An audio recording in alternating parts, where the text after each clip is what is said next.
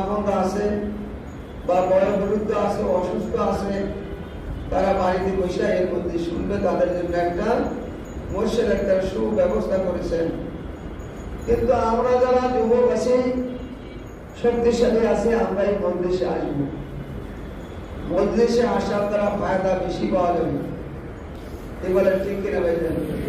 এই জন্য এখানে আসবো।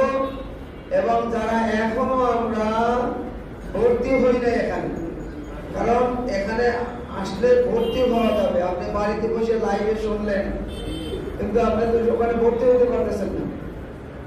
অর্থাৎ এখানে নাম্বারে হাক্কানি হইতে হইলে আমাদের এখানে সদস্য ফরম আছে, এই ফরম নিয়ে তারপরে এখানে আপনার নাম ঠিকানা লিখে 4 রবিবার আসবেন এবং হাক্কানি দুরূদ শরীফ মুখস্থ করবেন।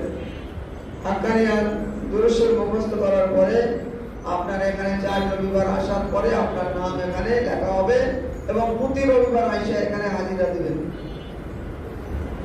আপনার এই হাজিরা দেওয়ার